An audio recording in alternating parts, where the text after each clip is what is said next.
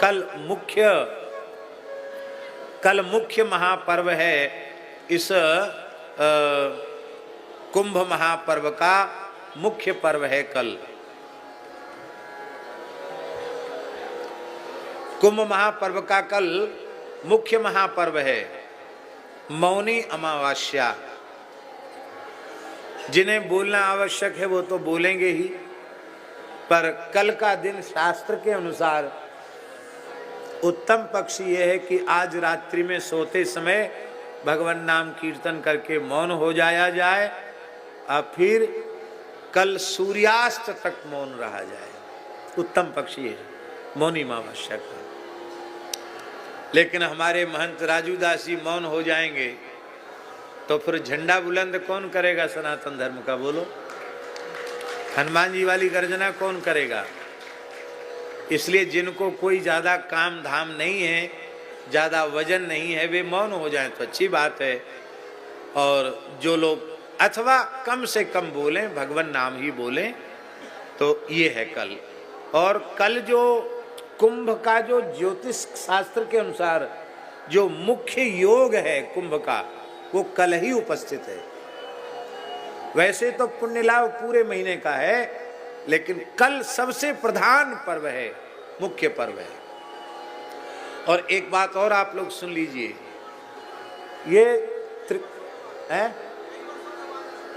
हाँ, लगभग 144 वर्ष के बाद इस प्रकार का योग आया है। 44 वर्ष भी हम लोगों में से जीने वाला है, भगवान को पता है, कोई नहीं कह सकता अपने बारे में। अभी कल की ही घटना है। हम हृदय से भगवान से प्रार्थना करते हैं कि उनकी आत्मा को भगवान अपने चरण कमलों की निरंतर सन्निधि प्रदान करें। हमारे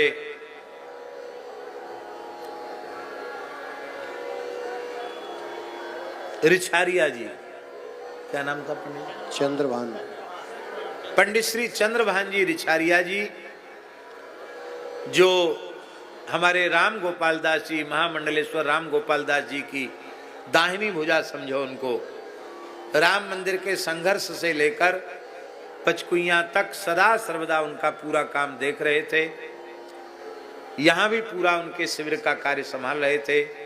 उनकी गृहिणी, कल ही हम वहाँ प्रसाद पाने गए थे, उनकी गृहिणी ने अपने हाथ से गुलाब जामुन बनाए, देसी गाय का खोवा वहाँ से लेके आए। हम मीठा खाते नहीं हैं, पर उनका भाव देखकर कल हमने एक गुलाब जामुन भी खाया। कल ही प्रणाम किया, यहाँ भी आई थी। रात्रि को थोड़ी सी तकलीफ हुई, सीने में दर्द हुआ और उनको लेकर के गए तो यहाँ के डॉक्टरों ने कहा बड़े डॉक्टरों के पास ले जाओ। जाने के पहले ही उन्होंने भगवत धाम प्रयाण किया। लोक की दृष्टि से तो ये बड़ी दुखद घटना है, क्योंकि गृहस्थ व्यक्ति की पत्नी का असमय में चला जाना, वो विरक्त बाबा जी उसका अनुभव नहीं कर सकते, गृहस्थ ही उस दुख का अनुभव कर सकता है। क्योंकि इसकी सहधर्मिणी चली जाए तो जीवन, विधुर जीवन एकदम हताश निराश जैसा हो जाता है। बड़ी तकलीफ होती है। हमारे सनातन धर्म में शास्त्री जी पति पत्नी एक दूसरे के पूरक हैं। पति पूरा ध्यान पत्नी पर रखता है तो पत्नी भी पूरा ध्यान पति पर रखती है। और पत्नी के चले जाने के बाद वैसा ध्यान कोई दूसरा देने वाला संसार में नहीं होता। इसलिए पत्नी को वास्तविक मित्र कहा गया। तो उनकी गृहिणी कल रात्रि को लगभग 1 बजे उन्होंने प्रयाण किया। उत्तरायण सूर्य हैं, मकर राशि में हैं।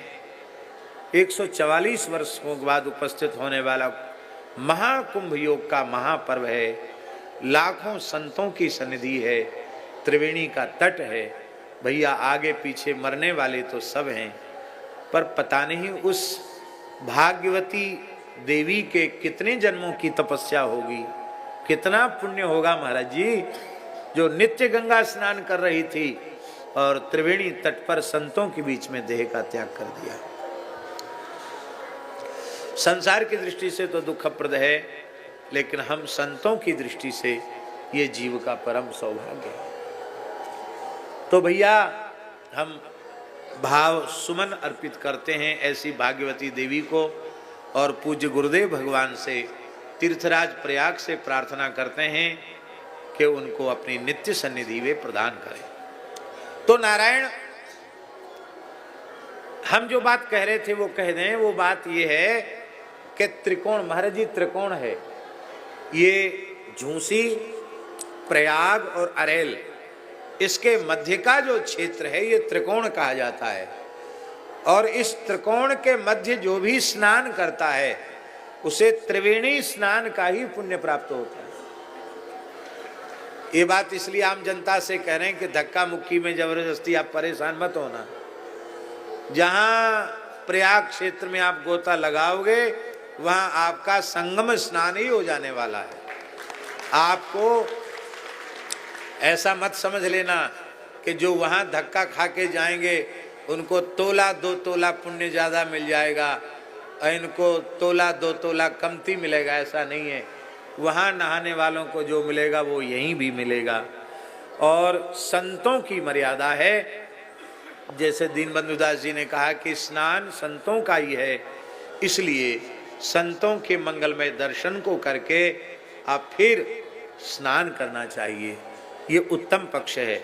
और बाकी जहाँ गंगा जी हैं, यमुना जी हैं, जो जहाँ हैं, अरेल क्षेत्र वाले अरेल में, झूसी क्षेत्र वाले झूसी क्षेत्र में, प्रयाग तरफ वाले प्रयाग में, जो जहाँ हैं वहाँ स्नान करें और संगम स्नान का पुण्य प्राप्त करें। पूरी मर्यादा बना के रखना। यद्यपि पुलिस प्रशासन बहुत सक्रिय है, फिर भी गाड़ियों के कांच टूट रहे हैं और उनके भीतर से भी सामान की चोरी हो रही है, पांडालों से भी हो रही है। और यहाँ वीवीआईपी जैसा तो कुछ है नहीं, वीआईपी जैसा भी कुछ नहीं है। यहाँ तो रघुनाथ जी के दरबार के द्वार सबके लिए खुले हैं। इसलिए आप लोग अपने गठरी मुटरी पुटरी जो कुछ भी लाए हैं उसको संभाल के रखिएगा और ध्यान भी रखना। और कोई संदेह वाली गतिविधि का कोई व्यक्ति समझ में आ जाए तो यहाँ शिविर में पुलिस निरंतर उपलब्ध है, सुरक्षा कर्मी उपलब्ध हैं, उनको आप बिना विलंब के उनको खबर दो, जिससे आपकी भी सुरक्षा हो, दूसरों की भी सुरक्षा हो। सावधानी से रहें, सभी प्रसाद पाएं। प्रसाद का क्रम तो बाहर लगातार चल रहा है, फिर भी आप लोग प्रेम से प्रसाद पाएं। यहाँ बंद नहीं है, 2 बजे 2:30 बजे 3 बजे तक भी, जब तक है तब तक सब खाओ, प्रेम से प्रसाद पाओ।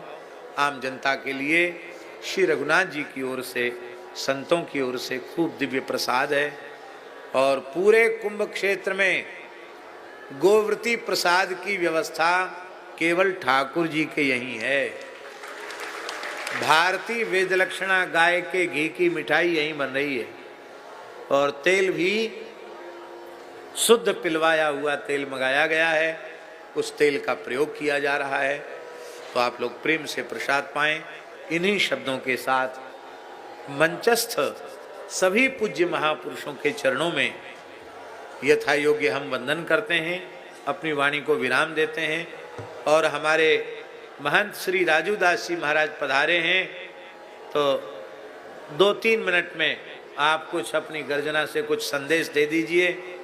हम तो आपकी बहुत प्रतीक्षा कर रहे थे, लेकिन बस बात यही है कि आप बहुत व्यस्त हैं इस समय, और कुंभ के समय व्यस्त नहीं रहेंगे आप लोग तो फिर कब व्यस्त रहेंगे। पूरी कुंभ की जिम्मेवारी आप सब महानुभावों की ही है। और इसके बाद आरती प्रसाद लेकर प्रस्थान।